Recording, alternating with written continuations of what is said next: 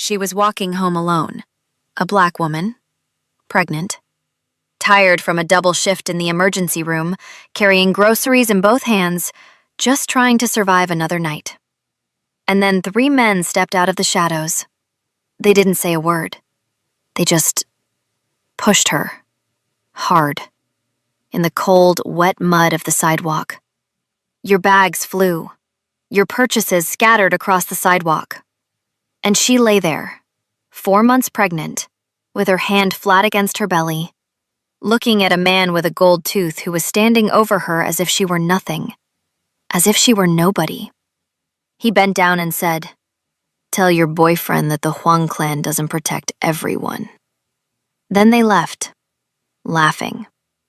What those men didn't know, what they couldn't have imagined in their worst nightmare, was that somewhere on the other side of the city, in a penthouse surrounded by men in suits, a Korean Mafia boss was already watching every second of what they had just done, in a surveillance feed, in real time. And the silence that fell over that room, it was the most dangerous sound in the city that night. But here's what no one predicted. Not the Mafia boss, not the men who pushed it, not even the criminal who ordered everything. She didn't need to be saved. What she did next changed everything. Before starting the story, comment here from where you are watching and what time it is there. If stories of karma, love, and hidden truths move you, don't hesitate to subscribe to the channel. The rain had stopped exactly 14 minutes before Amara Sinclair stepped out of the grocery store. But the sidewalks were still lit, still treacherous, still gleaming under the amber glow of street lamps that flickered the way they always did on Cortlandt Avenue after 10 at night. She had 2 bags in her left hand and her tote on her right shoulder, heavy with the weight of the things she needed and the things she had promised herself she would not think about. 4 months. She was 4 months along, and she still had not told him. She had not told anyone. That was the thing about Amara. She carried weight the way other people carried secrets, quietly, deep in the body, never letting it change the way she walked. And she walked the same way she always did. Spine straight, chin parallel to the ground, heels meeting the pavement with a steadiness that belonged to someone who had learned very early that showing hesitation was a form of invitation. She had grown up in a house where her mother was the only pillar, and that pillar had never buckled, not once, not in front of her. Amara had inherited that architecture. It lived in her bones. She did not notice the 3 men until she had already passed them. They were standing near the mouth of an alley between a laundromat and a shuttered convenience store. 3 men who did not belong to that neighborhood in any visible way, who had the particular stillness of people waiting for something specific. The leader had a gold tooth that caught the lamplight when he turned his head. A spiderweb tattoo spread across his left elbow, dark and deliberate. The kind of marking that meant something in certain rooms and nothing in others. His name was Marcus Riley, and he had been paid a very specific amount of money to deliver a very specific message. He had not been paid enough to ask questions. He had not been paid enough to notice the small swell beneath her black cropped shirt. He had not been paid enough to care. He moved first. The push came from behind and to the right. Not a punch, not a grab, but a calculated shove to the shoulder that used momentum against momentum, that exploited the exact second when one foot was lifted and the other was bearing full weight. Amara had no time to process what was happening before the bags left her hands and the ground came up fast and the cold, wet mud of the sidewalk met her knees, then her hip, then her palm. The groceries scattered. An orange rolled into the street. The small gold crescent pendant that hung from her neck swung outward and skittered against the concrete and lay still. She did not scream. She lay in the mud for exactly 3 seconds. 3 seconds in which her mind did something very specific. something she had trained it to do over years in emergency rooms, where panic was a luxury that cost other people their lives. She assessed. She cataloged. Left knee. Pain. Bruised, not broken. Right palm. Scraped, bleeding slightly. Abdomen. No sharp pain, no cramping. The baby. She pressed her hand flat against her stomach and she breathed. And beneath the chaos of the moment, she felt nothing wrong. The baby was still. The baby was fine. She looked up.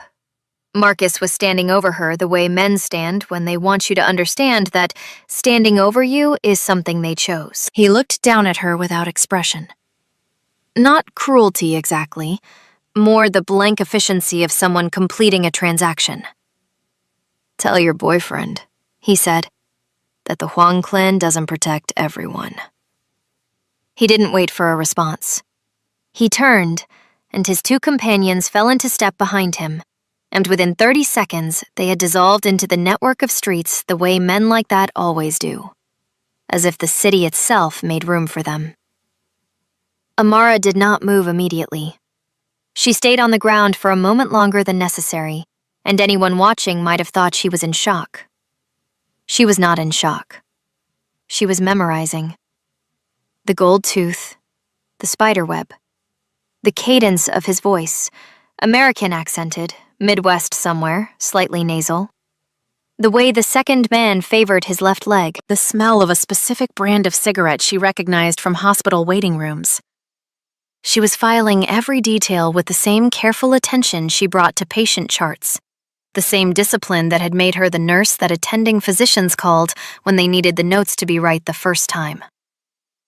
She was building something. She did not know yet what she would do with it. She picked up what she could. She left the orange. She found the pendant on the sidewalk and held it in her palm for a moment. A thin gold crescent on a delicate chain, the only gift she had ever accepted from him, given without ceremony through a mutual friend the month after she had told him she was leaving.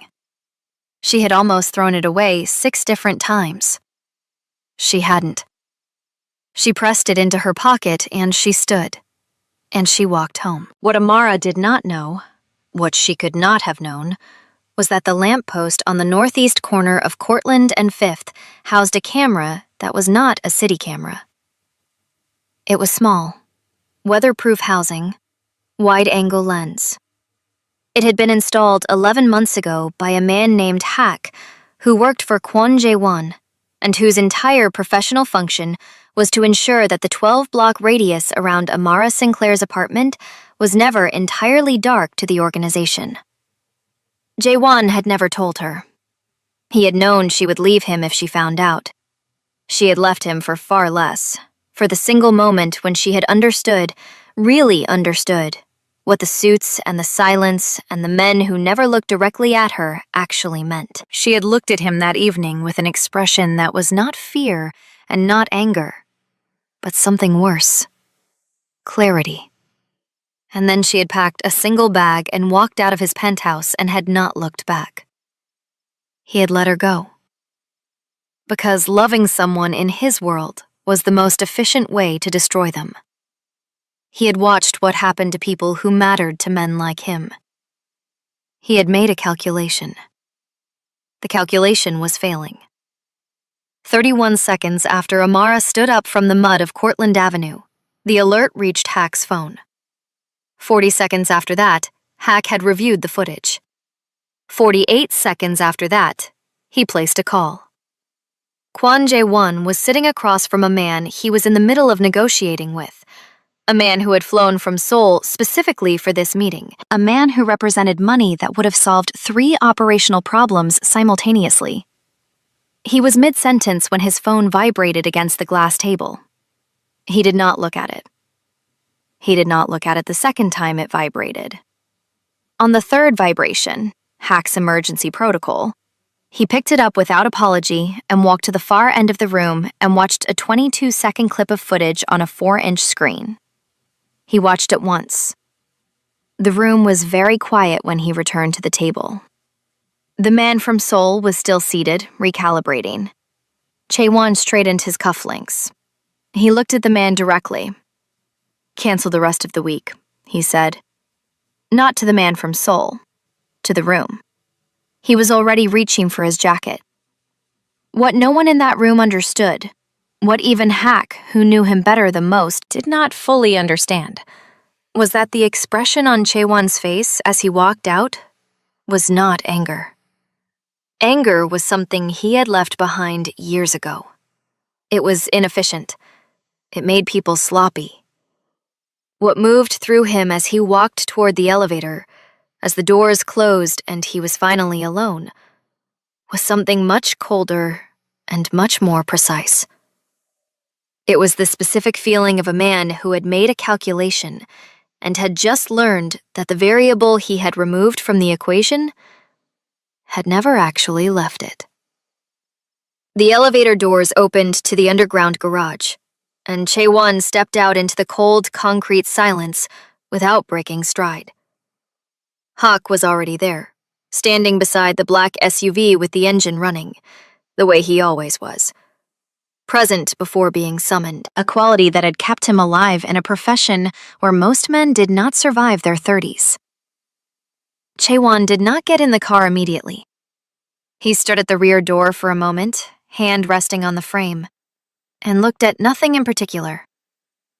Hawk, who had learned over 9 years of service that silence from this man was a language with its own grammar, waited. "The tattoo on his elbow," Chae-won said finally. "Spiderweb. Did you run it?" "Already sent to the database," Hawk said. "We'll have a name within the hour. I want the name in 20 minutes. Hawk did not point out that 20 minutes was not enough time. He picked up his phone. They drove without speaking. The city moved past the tinted windows like a film playing for someone else's benefit. Yellow cabs, late pedestrians, a bodega with a broken sign blinking in irregular rhythm. Chae-won sat with his hands resting on his knees and his eyes forward, and he was doing the thing he always did in the space between information and action. He was building the shape of what had happened. Someone had paid for that. Someone had known Amara's name, her neighborhood, her route home, and had considered her a useful instrument. That specificity was the detail that mattered. Random violence did not arrive with a message. Random violence did not reference the Huang clan by name. This was a communication, and communications in his world had senders. The question was not who had pushed Amara Sinclair into the mud on Cortlandt Avenue. The question was who had decided that touching her would reach him. His phone buzzed. A photo. A man in his early 20s, heavyset, shaved head, gold tooth visible even in the low-resolution arrest record image.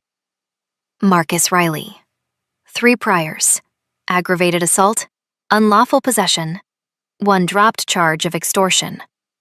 No organizational affiliation on record, which meant he worked freelance, which meant he had been hired specifically and recently by someone who needed distance between themselves and the message.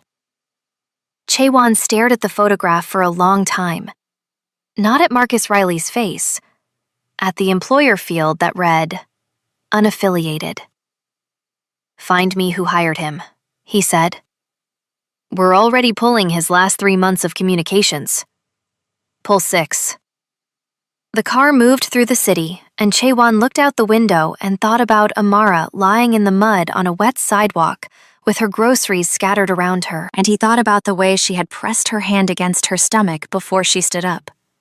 And he told himself it was a reflexive gesture, a protective instinct, nothing more. He told himself that. He moved on. He did not move on.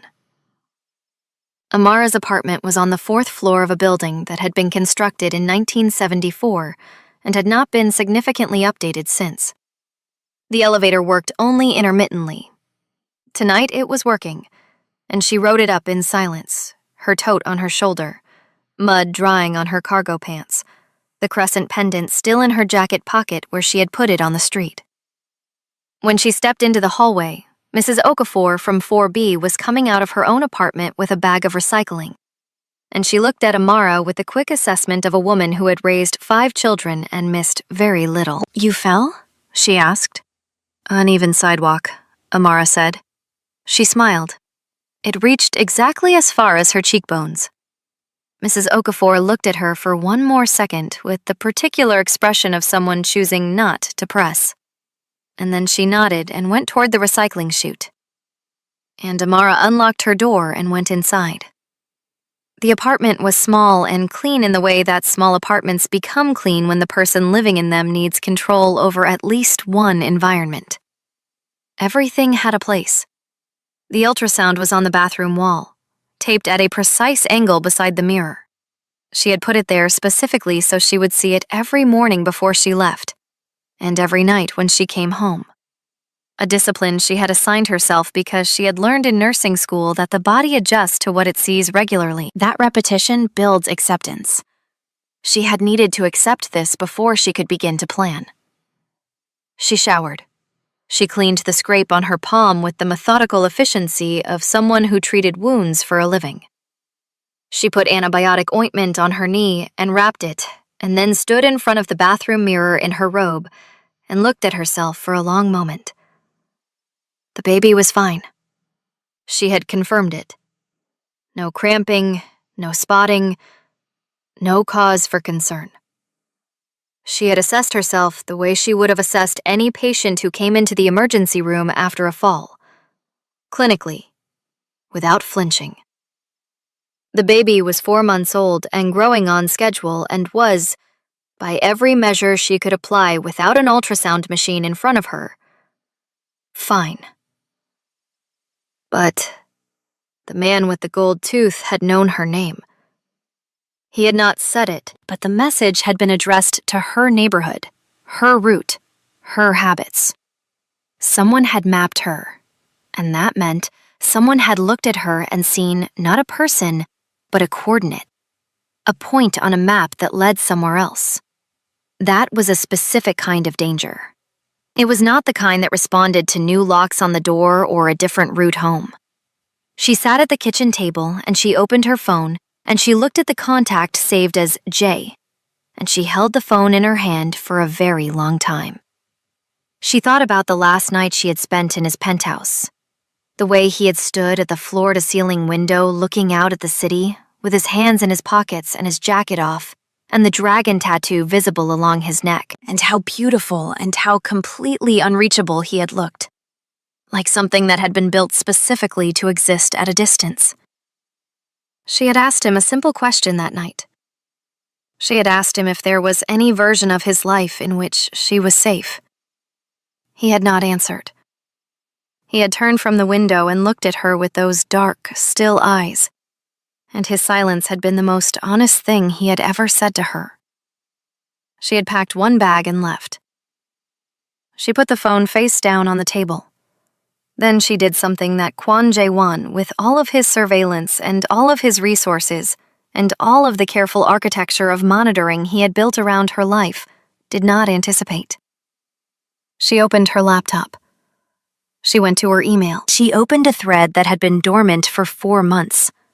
A thread with a federal investigator named Carla Mendez, who had made contact with Amara 8 months ago after finding her name in a peripheral document during a racketeering investigation. Amara had not responded at the time. She had not known what she wanted to do.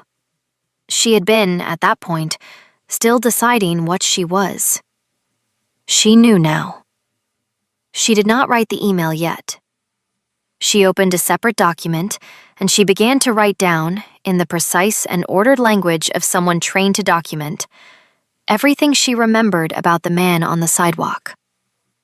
The gold tooth. The spiderweb tattoo. Left elbow, inside, roughly 3 inches across. Older ink, based on the slight fading at the edges. The way he had held his body. The cigarette brand. Marlboro Red. She had smelled it close when he leaned over her. the specific chemical sweetness of that particular tobacco. The second man's gait, the direction they had walked when they left. Then she added one more detail, a detail that had surfaced slowly during the shower, rising the way important things always rose for her, through layers of noise and adrenaline until it became clear.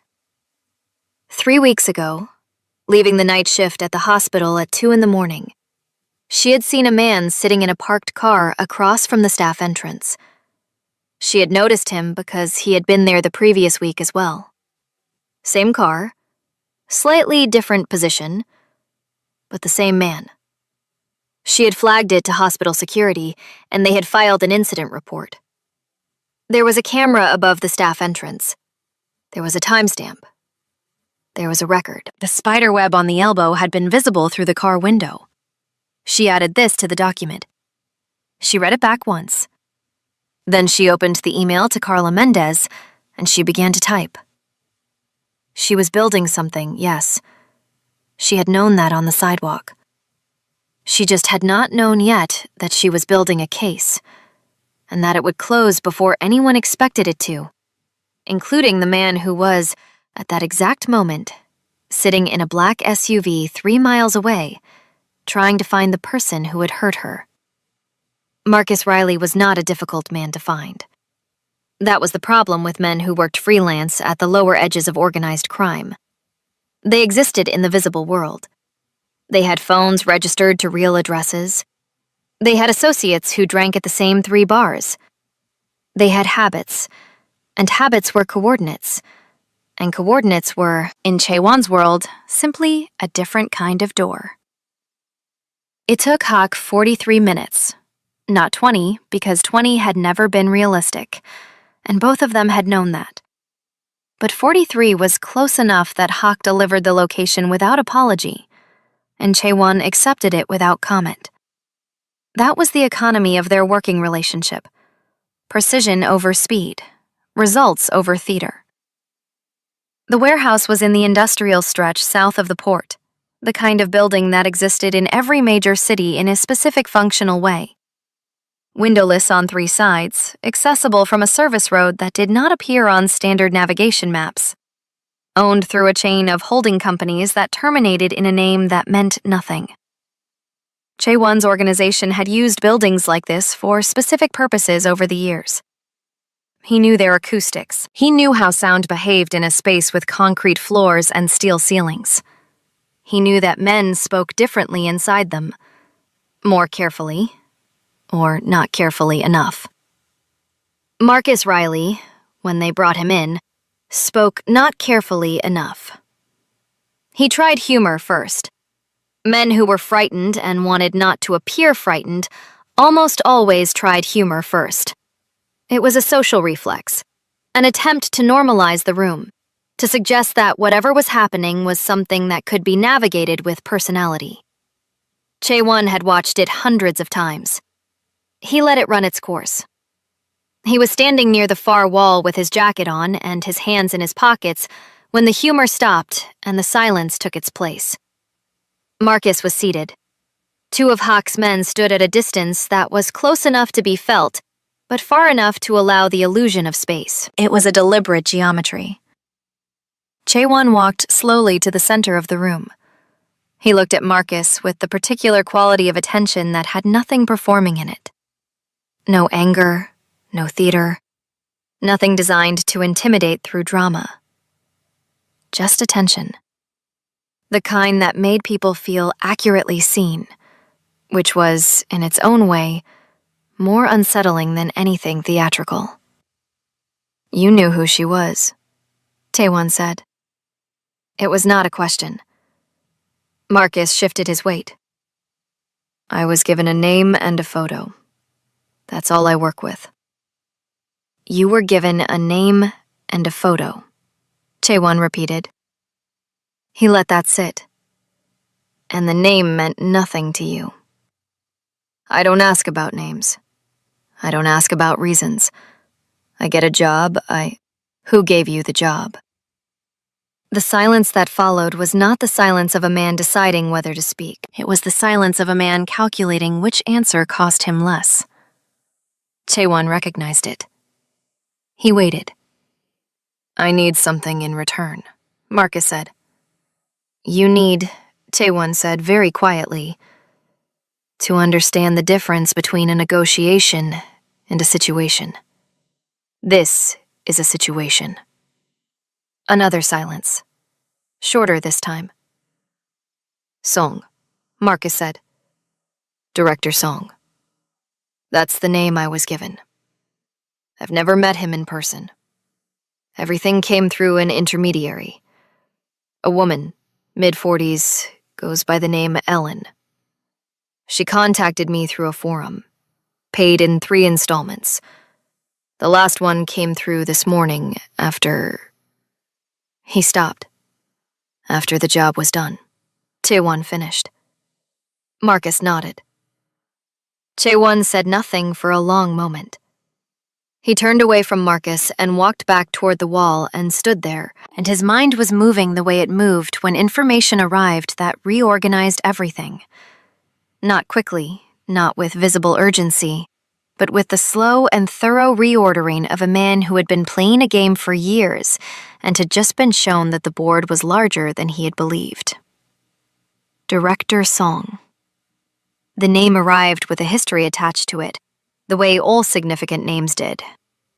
Song Byung-il had been a senior figure in the Hwang clan's financial infrastructure for 11 years. Not an enforcer, not a strategist, but an architect. He had built the money channels that moved the organization's revenue through legitimate shells and into deployable assets. He had been, for those 11 years, trusted in the specific and limited way that people in that world were trusted. Not because of loyalty, but because his prosperity was structurally dependent on the organization's prosperity. They had been aligned. 2 years ago, that alignment had fractured. Song had been removed, quietly, without public escalation, after an internal audit revealed that he had been skimming from secondary accounts in amounts small enough to suggest patience and large enough to suggest intention. The removal had been clean. No violence, no dramatic confrontation. Chaewon had simply closed the doors Song needed to remain functional, and then waited for Song to understand that the closing was permanent. Song had understood. He had gone quiet. He had, to all visible indicators, accepted his situation. He had not accepted his situation. He had spent 2 years building towards something, and the something, apparently, was not a direct attack on the organization's operations or personnel. It was a message, a demonstration that the Hwang clan's reach had edges, that those edges could be found and touched, that Kwon Jae-won, for all of his surveillance and all of his geometry, could not protect everyone. He had chosen Amara because she was the most efficient instrument available. Not because she was valuable to the operation, because she was valuable to Jae-won. Song had known about Amara. That was the information that reordered the board. Song had known, which meant the knowledge had come from somewhere inside. A fragment of a conversation, a photograph, a name mentioned once in the wrong room. The perimeter had been breached not through force, but through information, through the quiet and patient accumulation of a detail that should never have been visible. Chaewon stood at the wall and thought about that for exactly as long as he allowed himself to think about things that could not be immediately solved. Then he turned back to Marcus. "The forum," he said. "The one Ellen used to contact you. Do you still have access to it?" Marcus hesitated. "Yeah. You're going to give Hack every login credential you have. Every message. Every intermediary name attached to those threads. And then what happens to me?" Chaewon looked at him. "That depends on whether everything you've told me verifies." He left the warehouse without waiting for a response. In the car, driving back through the city, Hack placed the first call to begin tracing the Song network. quietly, laterally, through channels that would not announce themselves until it was too late to matter. Chaewon sat in the back and looked at his phone and thought about the name Director Song, and thought about Amara on the wet sidewalk, and thought about something else. A smaller thing, a detail he had not addressed yet, because the operational priorities had organized themselves around it. She had pressed her hand against her stomach before she stood up. He had watched the footage once, one time, but he was a man whose mind retained images with uncomfortable fidelity, and that image, her palm flat against her abdomen, the specific quality of that gesture, protective and involuntary and intimate, had not left him. It sat at the edge of every thought he had completed in the last 3 hours, patient and persistent, waiting to be addressed. He did not address it. He looked out the window, and he watched the city move past. And he told himself it was a reflexive gesture. He almost believed it. Amara sent the email to Carla Mendez at 11:47 at night. It was not a short email. It contained the incident report number from the hospital security log, the timestamp of the camera footage above the staff entrance, a physical description detailed enough to be actionable, and a note, careful, measured, written 3 times before she was satisfied with its phrasing, explaining that she believed the individual she had flagged 3 weeks ago was the same individual who had been involved in an incident on Cortlandt Avenue earlier that evening, and that she had reason to believe the incident was connected to an organized criminal operation that Mendez's office had been investigating. She did not name Chaewon. She did not name the Huang clan. She named only what she could verify, what she had seen, what she had recorded through proper channels, what existed in documentation that had been filed before she had any reason to file it strategically. She hit send. Then she sat back in her chair and looked at the ceiling and breathed. She was not naive about what she had just done. She understood that sending that email was a door opening, that once it opened, it could not be closed. That Carla Mendez would move quickly because investigators who had been building cases for months moved quickly when a clean thread presented itself. She understood that things would accelerate now in ways she could not fully control. She also understood, and this was the thing she had been sitting with since the sidewalk, since the mud, since the moment she had looked up at Marcus Riley's empty face and heard him say the name Huang clan, that she had never actually been in control. She had told herself for 4 months that leaving Chaewon's world was a form of control, that distance was protection, that if she simply was not there, the proximity would not reach her. The sidewalk had answered that. She was already in it. She had been in it the moment she met him, the moment she allowed herself to understand what he was and stayed anyway. The moment the crescent pendant arrived through a mutual friend and she had put it on and not taken it off for 6 months. She had told herself she was outside. She had never been outside. The question now was not how to get out. The question was what to do from inside.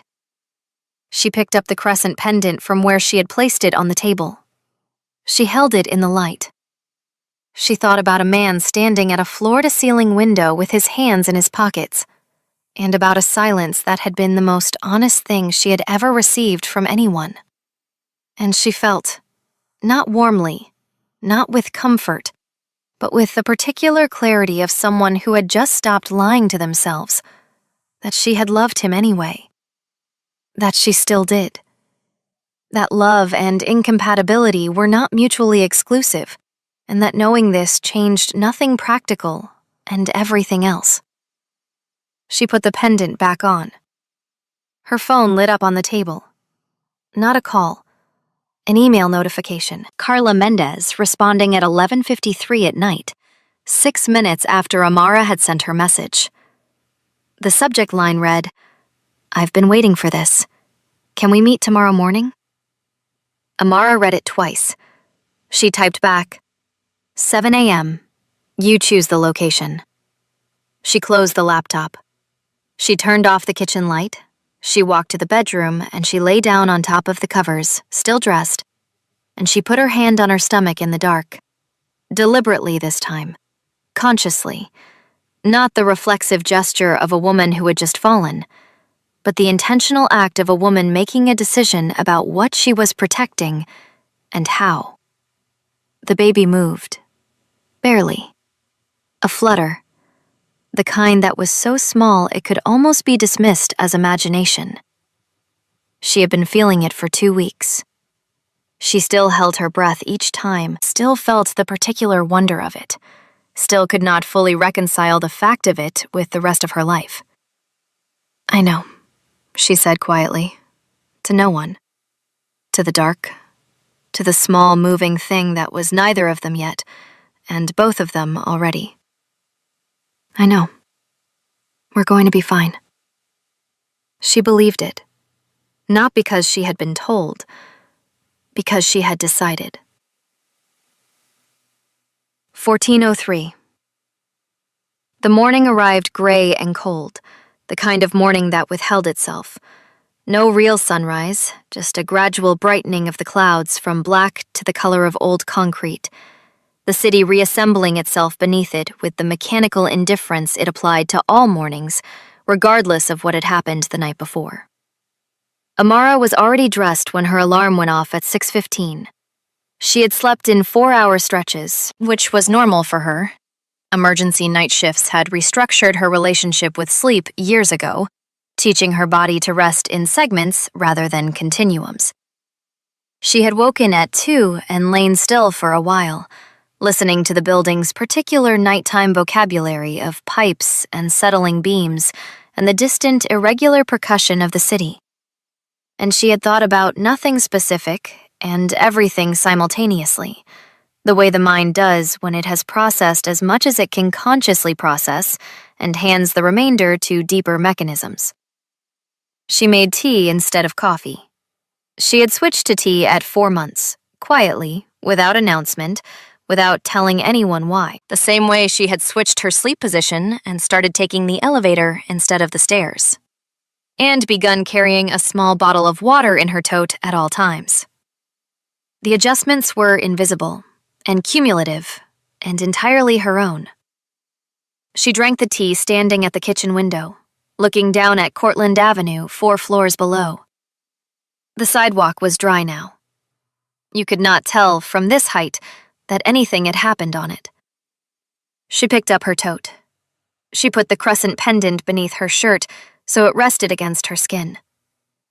She left. Carla Mendez had chosen a diner 8 blocks from the Federal Building, a place with vinyl booths and laminated menus and coffee that arrived without being requested, the kind of establishment that had been serving the same demographic of tired and purposeful people for 40 years and had developed, over that time, a practiced incuriosity about conversations held quietly in its booths. She was already there when Amara arrived at 6:58. Seated in the back corner with a manila folder closed on the table in front of her and a cup of coffee she had not touched. She was a compact woman in her late 40s, Puerto Rican, with close-cropped silver hair that she had clearly stopped managing some years ago, and a quality of stillness that Amara recognized. The stillness of someone who had learned, professionally, to make space for other people to fill.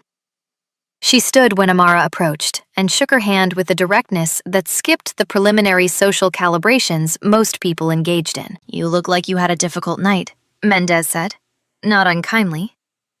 "I had a productive one," Amara said and sat down. Mendez opened the folder. She had printed Amara's email, the full text, and had made notes in the margins in a small, dense handwriting that Amara could not read from across the table. She pushed the folder to one side and looked at Amara directly. 8 months ago, when I first made contact, you didn't respond," Mendez said. "No. And now you're here." "Someone pushed me into the mud on Cortlandt Avenue and referenced the Huang clan by name," Amara said. "I reassessed my position." Mendez was quiet for a moment, absorbing this. "Were you hurt?" "My knee. Nothing significant." Were you... Mendez paused. She glanced briefly, almost imperceptibly, at Amara's midsection, then back up. It was a professional glance, the kind that registered and moved on. Were you alone? I'm always alone, Amara said. Then, because that had sounded like something it wasn't, yes, I was alone. Mendez nodded slowly. She wrapped both hands around her coffee cup. The incident report you referenced. The hospital camera footage. Our office can pull that through standard channels without your name being attached to the request. The timestamp you gave us puts him at a location that connects to 2 other sightings we've had in the last 6 weeks. Sightings we hadn't been able to link to anything specific. You've just given us the thread. Marcus Riley, Amara said. Mendez looked at her carefully. You know his name. I looked up the spiderweb tattoo. Left elbow, that specific design, that approximate ink. There are only a few people in the system with that combination. His arrest record is public. He has a prior in this city from 4 years ago. She paused. I had time last night. Mendez studied her for a long moment with the expression of someone recalibrating an assessment. Miss Sinclair. Amara. What I'm about to tell you is outside the standard scope of what I would share with a civilian witness. I'm telling you because you've just handed me something that took my office 8 months to get close to, and because I think you deserve to understand what you're in the middle of. She paused. Song Byung-il. Do you know that name? The name landed on the table between them like a stone dropped into still water. Amara watched the surface of Mendez's expression for information and found very little. She kept her own face equally still. I've heard it, she said, carefully. He's been under investigation for 14 months. Financial crimes initially. Wire fraud, money laundering through a chain of import businesses. But 14 months of pulling that thread has led us somewhere larger. Mendez leaned forward slightly. Song was a senior financial architect for the Huang clan for over a decade. He was removed 2 years ago under circumstances our office has been trying to document. What we believe, what we have been trying to prove, is that his removal was precipitated by internal theft, and that since his removal, he has been actively working to destabilize the organization through a series of targeted provocations designed to look like external threats. Amara was quiet. Last night was not random, Mendez continued. You were chosen specifically, and the reason you were chosen... She stopped. She looked at Amara with a kind of careful respect. I think you already know the reason. Because of my connection to Kwon Jae-won, Amara said. The name was the first time she had said it aloud to anyone outside of that world, and it felt strange in her mouth. Too large for the diner, too specific for the morning light coming through the window. Song wanted to send a message. He used me as the instrument. Yes. Mendez held her gaze. Which means that whatever you provide us, testimony, documentation, the hospital footage, it becomes part of a federal case that will move quickly once it moves. Song's people will know, within a relatively short window, that the thread has been pulled. And when they know that, they'll know it came from somewhere close to Chaewon. Amara finished. Yes. The diner moved around them. A server refilling someone's coffee 3 booths away, the bell above the door as someone came in from the cold, the low register of a television in the kitchen playing morning news. Amara sat with the full weight of what Mendez had just described, and she did not look away from it. She thought about 4 months of silence. 4 months of a door she had chosen to leave closed. She thought about a baby that did not yet have a name, that was growing in the specific and unstoppable way that things grew when they had decided to exist. She thought about a man in a black suit standing at a penthouse window, choosing not to answer a question that deserved an answer, and how that choice had been, in its own terrible way, a form of love. The worst kind. the kind that protected by abandoning, that kept something safe by leaving it alone in the world. She thought about what she was, under all of it. A woman who had grown up without a pillar and had become one. A woman who documented, who remembered, who built things from fragments that other people overlooked. A woman who had been pushed into the mud and had lain there for 3 seconds, 3 careful, methodical seconds, and had cataloged everything before she stood up. "I'll give you everything," she said. "The incident report, the footage access, the description, everything I documented last night. And if you need me to testify formally, I will do that too." Mendez nodded. She opened the folder again and produced a single sheet of paper. "I'll need you to sign a witness cooperation agreement. It's not a commitment to testify. It's a documentation of your voluntary participation. You can withdraw at any point, though I want you to understand that once the investigation accelerates, withdrawal becomes complicated," Amara said. "Yes." Amara picked up the pen that Mendez offered. She held it for a moment, looking at the paper, and in that moment she thought, clearly, without drama, with the same clinical precision she brought to everything, about what she was signing. Not just the paper, the decision the paper represented, the version of her life that began on the other side of this signature. She signed it. She put the pen down. She looked at Mendez. "How long?" she asked. "Once we have the footage and the incident report connected to the broader network, days. Maybe less. Song has been careful, but careful people leave careful trails, and careful trails are the most complete ones." Mendez closed the folder. "You should know. The man you identified, Riley. He's not the only thread we'll pull. He's the one that will unravel the rest." Amara nodded. She picked up her tote. She stood. "One more thing," Mendez said. Amara paused. "Kwan Che-wan's organization. We're not going after them through this case. Song is our focus. Whatever Che-wan's people are doing in response to last night." She paused carefully. "We're not interfering with that, and we're not asking you to." Amara looked at her. "You're telling me his people are already moving. I'm telling you that our surveillance of Song's network detected unusual activity beginning approximately 45 minutes after the incident on Cortlandt Avenue, which suggests that someone on Che-wan's side became aware of what happened very quickly." She held Amara's gaze with the steady, informative look of a woman who was giving more than she was technically required to give. Very quickly. Amara held that information. She held it the way she held everything, without visible reaction, processing internally, filing accurately. "Thank you," she said. She walked out of the diner into the gray morning. She did not go home. She walked.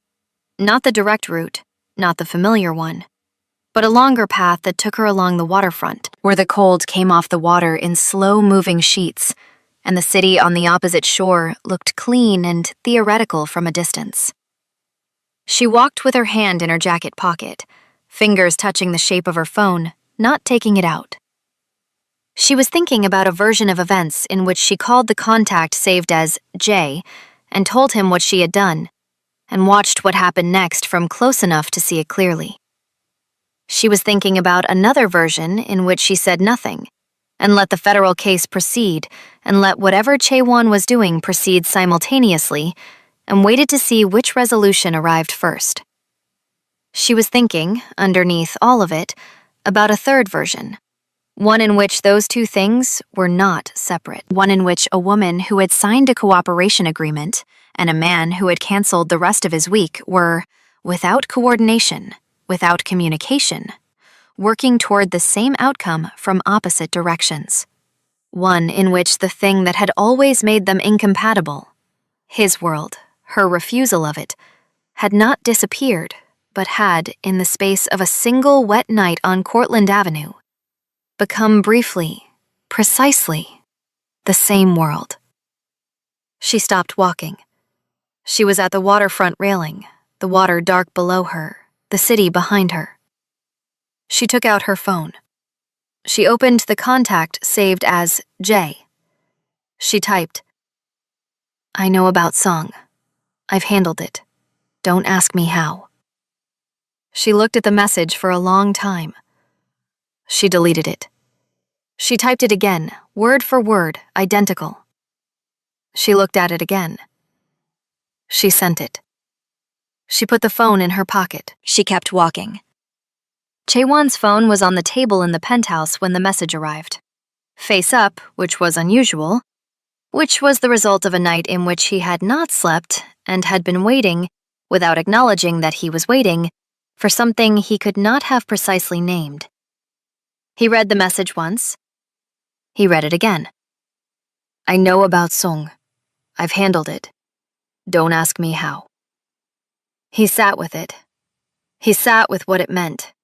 Not operationally, he understood that almost immediately, understood that she had found a way to close the door on Song through channels that were not his channels, that she had moved while he was still moving, that the woman he had spent 9 months monitoring from a careful distance had resolved in one night what his entire organization had spent 3 hours beginning to build toward. He sat with what it meant underneath that, what it said about who she was, what it said about who he had always, somewhere beneath the calculation, known her to be. Not a coordinate, not a person to be protected from a distance, but someone who had been, all along, more capable of navigating his world than he had allowed himself to believe. He had removed her from the equation to protect her. He had never considered that she might solve the equation herself. He picked up the phone. He typed, "Are you safe?" Her response came 90 seconds later. "Yes. Are you going to ask me how?" He almost smiled. He typed, "No." A pause, then, "Good." He put the phone down. He stood. He walked to the floor-to-ceiling window and stood there the way he always did. Hands in pockets, city below, the gray morning light making everything look temporary and precise. He thought about what came next. Operationally, Song would be handled, through Mendez's federal case or through his own channels, or through the particular convergence of both that seemed, improbably, to be what had actually happened. The immediate threat was closing. What remained was everything that was not operational. He picked up the phone again. He typed, "Can I come to you?" The pause before her response was long enough that he had time to fully understand that he did not know what he wanted the answer to be. That he was, for the first time in longer than he could calculate, genuinely uncertain, genuinely without a strategy, genuinely asking instead of arranging. Her response, "Knock first." He put on his jacket. He told Hack to bring the car around. He stood at the elevator and pressed the button and waited. And in the waiting, he allowed himself to feel, briefly and without managing it, the specific and unfamiliar weight of hope. Not the hope that things would return to what they had been, because what they had been was a beautiful and structurally unsound thing, but the hope that what came next might be built differently. On different terms. On terms that she set, or that they set together, or that neither of them set because some things did not require architecture so much as they required two people deciding, in the same moment, to walk through the same door. The elevator opened. He stepped in. The doors closed. She heard the knock at 10:47 in the morning. 3 knocks, deliberate, evenly spaced, the knock of a man who had decided to ask permission and was asking it precisely. She stood in the kitchen for a moment. She was still in her jacket. She had not been home long. She looked at the door and she thought about everything on the other side of it. Not just the man, but everything the man carried. The weight and the danger and the impossible specific beauty of a thing she had never been able to fully put down, even when she had chosen to walk away from it. She thought about her daughter. She did not know yet that it was a daughter. She would find out in 3 weeks at the next appointment, and she would cry in the car afterward in the specific way that she never cried in front of anyone. Quietly and completely, out of something that was not sadness. But she felt it somehow, in the way that the body knows things before the mind confirms them. She put her hand flat against her stomach, deliberately, the way she had learned to do. Then she walked to the door. She put her hand on the knob. She opened it. Chaewon was standing in the hallway in his black suit, white shirt with 2 buttons open, the dragon tattoo visible at his neck, the Patek Philippe on his wrist, the ring on his finger. All of it, exactly as he always was, exactly as she had carried him in her memory for 4 months. Except for his face. His face was doing something it almost never did. It was asking. He looked at her. He looked at the way she was standing, the way her jacket fell, the small change in the shape of her that he had been refusing to name since he watched the footage on a 4-inch screen in the back of a car the night before. He did not speak for a long moment. Amara, he said finally. Her name in his mouth. Just her name, with nothing performed in it. No strategy, no management, just the sound of a man saying the word that mattered most to him. She stepped back from the door. An invitation. Come in, she said. But we're going to talk. Actually talk. And you're going to answer the question you didn't answer the last time. He held her gaze. Something moved through his expression. Not the fracture she might have expected, not collapse, but something more like recognition. The look of a man who had been carrying a right answer for a long time and had finally arrived at the moment that required him to give it. He stepped inside. She closed the door behind him.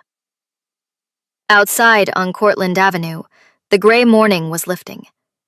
Not to brightness exactly, but to something more honest. The kind of light that showed things as they were, rather than as anyone needed them to be. The wet sidewalk where she had lain in the mud 14 hours ago was dry now. Ordinary, indistinguishable from every other square of pavement on the block. The camera above the lamppost recorded the empty street. The city moved around the building the way it always did, without ceremony, without pause, entirely indifferent to the fact that inside a 4th-floor apartment, 2 people were sitting down at a kitchen table to have the conversation that everything had been building toward. Some doors, once opened, do not close again. Some questions, once asked in earnest, demand answers that reorganize everything that comes after them. Some mornings arrive gray and cold and withholding, and then, without announcement, become something you did not expect. The baby was fine. Amara knew it. She had known it on the sidewalk, and she knew it now. And she would know it every morning after this one. Not because someone powerful was in the room. Not because the threat had been neutralized and the case was closing, and the man who had ordered the message would answer for it through channels that would not bend. Not because of any of that. Because she had decided.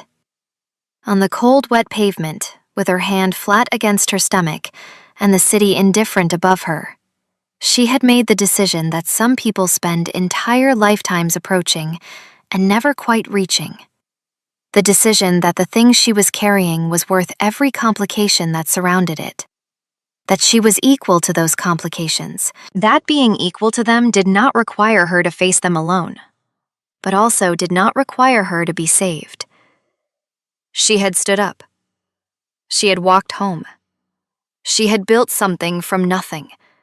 from memory and detail and the disciplined attention of a woman who had never learned to look away. The rest was already in motion. The rest would be fine. If this story moved you, take a moment and really ask yourself, have you ever been underestimated by someone who thought your silence meant weakness? Someone who looked at everything you were carrying and saw only a target? Have you ever loved someone whose world made loving them dangerous and stayed anyway? Not out of weakness, but because walking away didn't make the danger disappear. And have you ever had to choose between being saved and saving yourself? Tell us your story in the comments. We read every single one. And if you believe in stories about dignity, resilience, and the kind of love that asks permission instead of taking it, don't forget to subscribe to the channel.